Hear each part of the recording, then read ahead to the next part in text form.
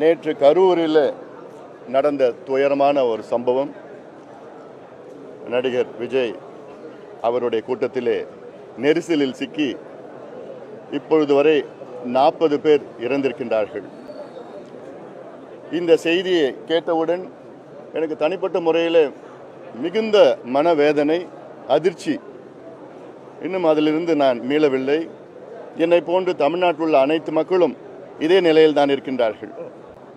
இன்னும் சொல்லப்போனால் ஒரு மைதானத்திலே அனுமதி கொடுத்திருக்கலாம், ஒரு குறுகிய தெருவிலே அனுமதி கொடுத்து ஆயிரக்கணக்கான மக்கள் அங்கே நெரிசலில் தவிர்த்து, அது மட்டுமல்ல அரசியல் கட்சிகளும் பொறுப்புடன் நடந்து கொள்ள வேண்டும்.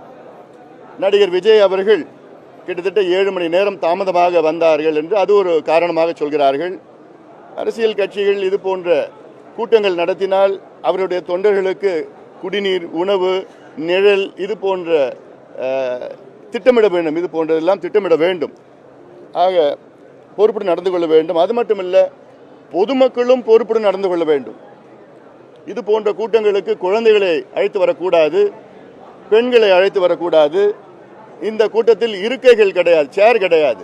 ஏதோ அங்கே கும்பலாக நின்றுட்டு கேட்டுட்டு போகிற கூட்டம் அது, அவ்வளோதான். அங்கே போய் குழந்தைகளையும் பெண்களையும் கூட்டிகிட்டு வந்தால் அந்த நெரிசல் இருக்கும். இதெல்லாம் தவிர்த்து இருக்க வேண்டும்.